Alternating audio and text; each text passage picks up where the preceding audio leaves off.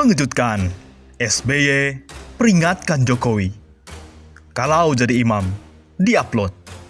Kalau Anda belusukan, di-upload. Kalau di tengah sawah, di-upload. Kalau lagi potong rambut, di-upload. Kalau lagi nonton bebek, di-upload. Tapi, kapan Pak Jokowi upload saat periksa dan baca RUU Omnibus Law? Negeri ini lucu sekali. Saking lucunya, buat yang hebat banget. Paham banget soal undang-undang baru. Coba jawab pertanyaan ini. Mana file PDF Undang-Undang Cipta Kerja yang benar-benar final dan asli? Mana? Tolong posting di website resmi milik negara. Apakah file PDF yang 905 halaman itu sudah final? Atau yang 128 halaman? Yang mana? Maka, ayo, negara posting dong. Kalian nuduh hoax sana-sini. Naskah final dan asli kok belum diposting. Sementara, anggota Balik DPR sendiri mengaku masih finalisasi. Nah, jadi siapa yang layar laptop atau komputernya masih mengedit naskah ini? Buat kalian, para penjilat pemerintah, yang suka maki-maki, mencaci, bahkan mengusir kami ke Mars, tolong teruskan pertanyaan ini ke idola kalian. Di mana file PDF Undang-Undang Cipta Kerja yang benar-benar final dan asli itu? Undang-undang yang sudah disahkan berhari-hari. Naskah finalnya tidak tahu siapa yang pegang. Jadi, kenapa Sandiaga Uno dan Prabowo Subianto masih diam atas undang-undang cilaka ini? Jawabannya simpel. Mereka pengusaha yang diuntungkan dengan undang-undang tersebut, baik langsung atau tidak langsung, dukung atau tidak dukung. Bila saja Prabowo Subianto tidak tergiur dengan sekeping kekuasaan, jadi menteri dan tetap oposisi bersama 60 juta pendukungnya, maka rezim ini sudah tumbang dengan isu undang-undang cilaka ini. Pak Prabowo, masih ingat sumbangan pitih receh dari Kampuang Ambo?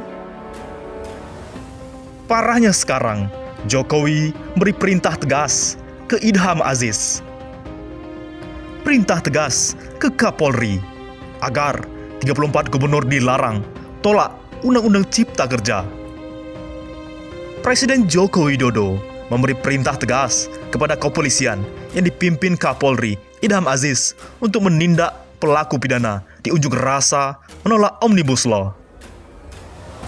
Tak hanya itu, Jokowi juga meminta gubernur se-Indonesia satu suara mendukung Undang-Undang Cipta Kerja.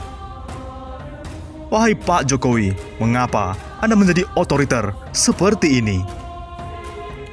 Oleh karena itu, SBY lebih baik dituduh ongkosi demo dari rakyat, ketimbang diongkosi cukong. Politisi Rahlan Nasidik mengungkit pesan lamanya kepada seorang senior mengenai isu dan tuduhan mengongkosi aksi demonstrasi menolak Omnibus Law, Undang-Undang Cipta Kerja pada 8 Oktober lalu.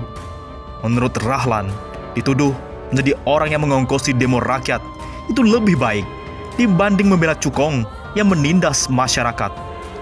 Lebih terhormat dituding penguasa ngongkosin demo rakyat daripada penguasa diongkosi cukong yang menginjak rakyat, kata Rahlan, dikutip dari sosial media Sabtu 10 Oktober 2020. Mantan Wakil Sekretaris Jenderal Partai Demokrat ini mengaku pernah melontarkan pesan tersebut kepada salah seorang senior di tahun 1998 lalu. Begitu saya bilang pada senior sesaat sebelum Soeharto jatuh, 1998, sambung dia. Kalau terus-menerus menuduh Pak SBY di belakang aksi mahasiswa dan buruh, lama-lama nanti kami mengusulkan Pak SBY beneran ikut turun langsung aksi bersama rakyat. Apakah rezim siap jika kami, Gatot, ulama-ulama, dan Pak SBY turun ke jalan? Dan untuk Dewi Tanjung yang memfitnah Demokrat, siap-siap saja mendekam di penjara. Di lain sisi, SBY sangat bijak. menyindir, mengkritik, memperingatkan Jokowi dengan cara yang masih halus.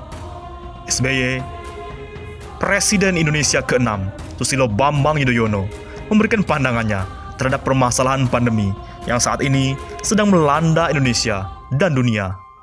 Dalam pidatonya di acara UNSW ASEAN Conference 2020, SBY mengatakan, saat ini yang paling dibutuhkan adalah bagaimana Indonesia bisa bersinergi dengan negara lain. Kerjasama sangat dibutuhkan pada saat-saat seperti ini. Saya ingin menawarkan satu kesimpulan akhir. Saya percaya bahwa kunci untuk mengatasi krisis saat ini adalah menumbuhkan kerjasama dan lebih bersinergi, koordinasi antar negara, kata SBY dalam siaran langsung dari laman resmi UNSW ASEAN Conference 2020, Sabtu 10 Oktober pagi tadi. Saat pandemi virus corona dan krisis ekonomi seperti saat ini, saya memahami bahwa setiap negara harus mengatasi masalahnya masing-masing. Tetapi, negara harus memiliki hubungan yang baik dan kerjasama yang efektif, baik di tingkat regional maupun internasional, ujar SBY. Ia menghimbau agar para pemimpin tidak melupakan pentingnya multilateralisme dan kerjasama global. Agar pemimpin dunia tidak meninggalkan pentingnya multilateralisme dan kerjasama global. Sebab tidaklah baik jika dunia tiba-tiba bergerak ke arah unilateralisme. Apalagi pertarungan melawan virus corona ini mungkin akan lama, katanya. Menurutnya, pandemi global tidak akan berakhir, hingga dikhawatirkan ekonomi global pun akan sangat sulit untuk kembali pulih. Saya mengerti, para pemimpin mungkin berpikir bahwa kepentingan nasional di atas segalanya. Selalu ada area untuk kerjasama dan kemitraan global. Selamat konferensi, terima kasih, tutupnya. Oleh karena itu, sekarang ada yang aneh. Apakah Puan ketakutan karena mendadak minta pemerintah gandeng buruh usai viral mematikan mic dan mengesahkan Undang-Undang Ciptaker? Ketua DPR RI, Puan Maharani, mendadak meminta pemerintah untuk menggandeng masyarakat, terutama menggandeng kelompok buruh dalam membahas aturan Omnibus Law, Undang-Undang Cipta Kerja.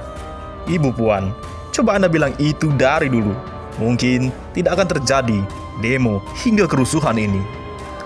Puan menjelaskan bahwa hal tersebut merupakan hal penting. Ya, memang penting, wahai ibu. Dan harus dilakukan untuk membuat aturan rinci yang jelas dan dapat diterima oleh semua pihak tanpa terkecuali. Kami mendorong pemerintah untuk menggandeng berbagai kelompok pekerja agar terlibat dalam pembahasan aturan turunan Undang-Undang Cipta Kerja. Keterlibatan pekerja dibutuhkan untuk memperinci Undang-Undang Cipta Kerja, ujar Puan Maharani dalam keterangannya di Jakarta pada Kamis 8 Oktober 2020. Puan menjelaskan bahwa DPR RI akan mengawal untuk memastikan bahwa aturan turunan Undang-Undang Cipta Kerja memberikan manfaat yang adil bagi semua pihak. Menurut Puan, turunan yang harus dibahas bersama buruh diantaranya adalah tentang pengupahan, tentang jaminan kehilangan pekerjaan, tentang pekerja asing, serta tentang hubungan kerja dan waktu kerja. Semoga saja kesejahteraan rakyat diutamakan daripada keuntungan cukong-cukong. Oleh karena itu, rezim harus berhati-hati, harus baik kepada rakyat. Jika saja SBY turun aksi menyuarakan tolak Omnibus Law bersama ulama, bersama Gatot dan kami. Ini seperti yang terjadi di Filipina. Hasilnya, masa kedudukan presiden saat itu dijatuhkan dari kepemimpinannya. Seperti dilakukan mantan presiden di Filipina, Estrada, pernah tumbang. Bagaimana menurut pendapat Anda?